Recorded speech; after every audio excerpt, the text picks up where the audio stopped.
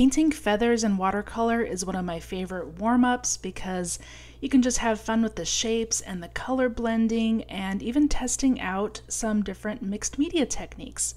So in this video, I'm going to show you how I did that. So let's get started. By the way, if you're new to my channel, my name is Aura. I am a self-taught artist, and my videos focus mostly on painting and drawing techniques, tutorials, and is especially geared towards beginners or intermediate beginners who are just getting going on their watercolor journey. So if you are interested in these kinds of tutorials, please consider subscribing to my channel so you can see more. All right, now on to these feathers. So I'm just starting with a loose sketch on my cold press watercolor paper. I'm using B paper, but you can use any kind of 100% cotton watercolor paper that you have, or even in your watercolor journal if you're just doing this as a warm-up.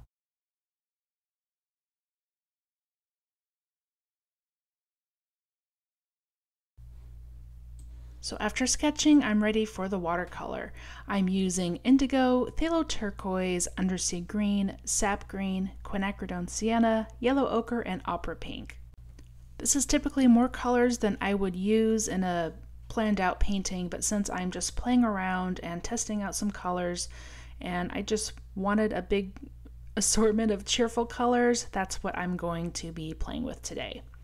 So I'm starting by wetting the first feather just with pure water, and I'm going in with my green here, and it's a really nice transparent color. Most of these are pretty transparent except for the ochre, but I just love the way that this pigment just flows so quickly across the surface of the wet paper. So I'm switching my brushes. I'm using my smaller brush here for these finer areas.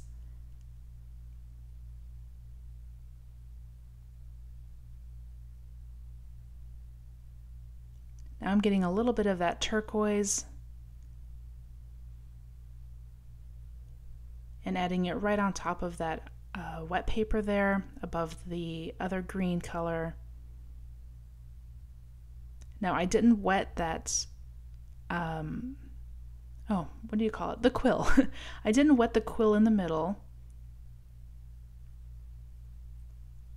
And you'll notice that the paint only goes where the water is. So I can keep a hard edge in the middle of the feather.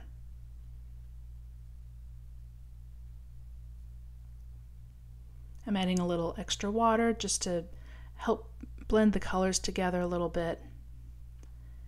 And now the indigo, and this feather is really, really wet on top, so you can see it's really pooling there.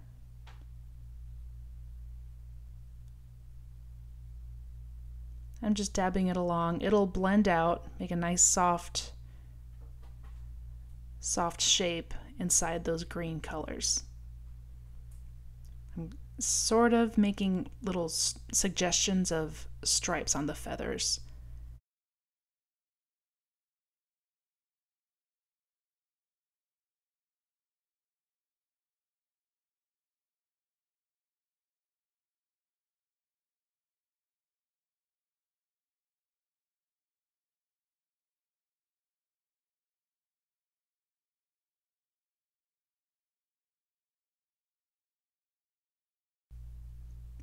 Now I'm just using some more pure water, kind of dropping it in.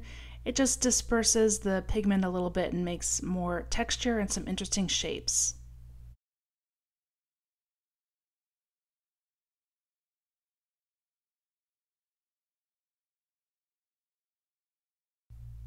Now I did the same thing and pre-wet that second feather, and this time I'm starting with that bright, vibrant opera pink color.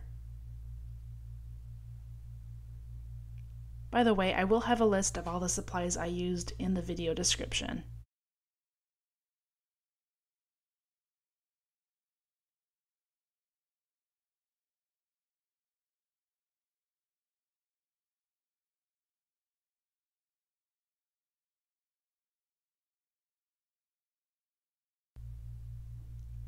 So after the pink, I'm adding that green gold, and I think earlier I said I was using sap green. It's not sap green, it's green gold.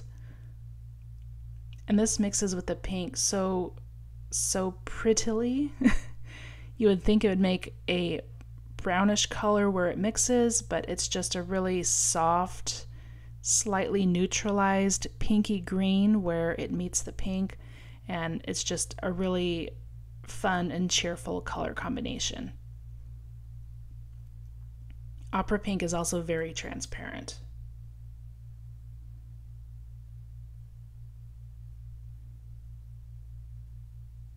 And now I'm taking a little of that turquoise and adding it where the green is, just along the quill.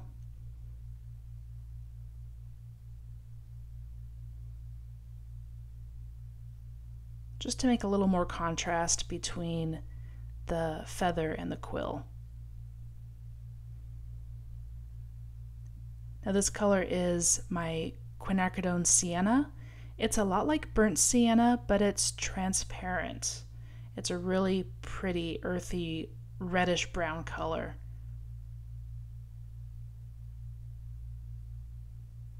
And I didn't do a very good job on keeping those quills nice and tidy. The lines are pretty wonky, so I decided to fix that later on after the watercolor portion. So you'll see that at the end.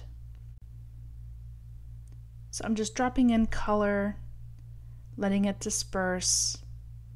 The wetter the paper is, the more the pigment will just flow, and the drier the paper, the more the marks will kind of stay put. I don't know why that sounded like a question. It wasn't a question, it's a statement. As your paper dries and you add the paint to it, it doesn't disperse as far. Okay, now I have some of that ochre and I'm mixing it with that turquoise, and honestly I just love this color, and I wrote it down so I can remember. It makes this really beautiful mottled celadon green color. In fact, some of my favorite color mixes come from mixing a transparent with a more opaque or semi-transparent color, or especially a granulating color, because you get some of that, just that gritty texture that just looks so pretty.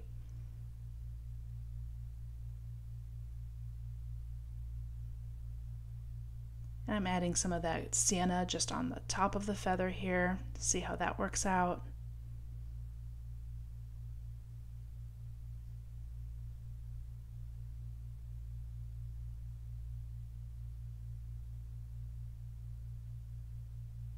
And then adding some ochre below that to blend into that green color.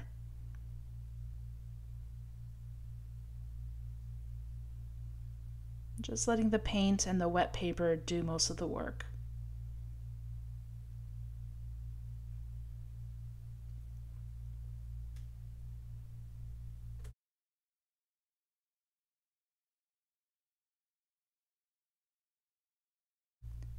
And I'm taking some indigo, my dark blue, and it's a pretty thick mixture, and I'm adding it right on top. Dipping my brush in the water so I can just gently coax that paint downwards to gently blend with the rest of that paint.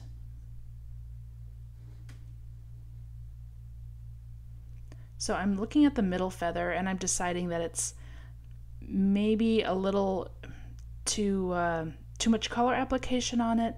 So I just used my paper towel, blotted it. I'm using my brush to just kind of get rid of those paper towel marks. So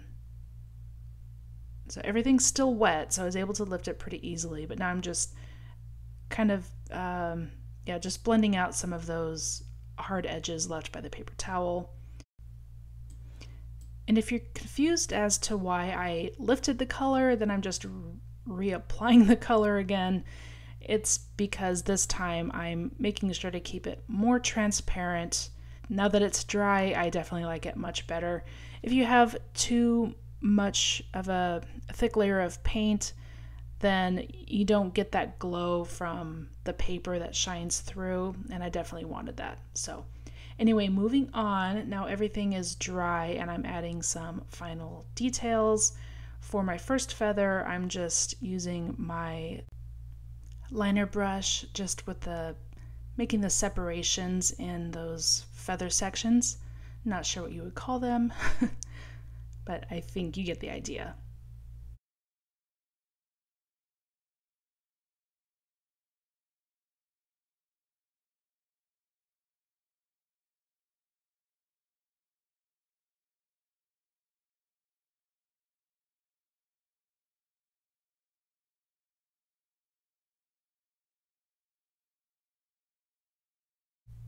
And who can resist gold paint? I'm using my gold fluid acrylic, and I'm just going to paint along that quill to hide the wonkiness that I made initially.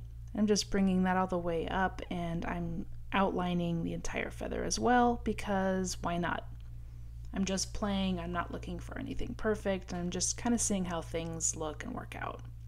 So for this next one, I have a Posca paint pen, and I'm doing the same thing as with the other one. I'm just using white instead of the watercolor to make these separations. And I did it around the outside edge too, but I don't think that was really necessary since the paper's white anyway. And then for the last feather, again using the same technique as before with my liner brush and the watercolor, dipped in a thicker concentration of blue-green.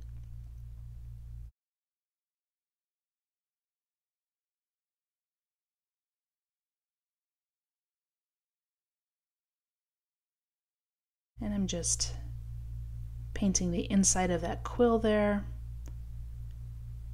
and the bottom part. And that's it.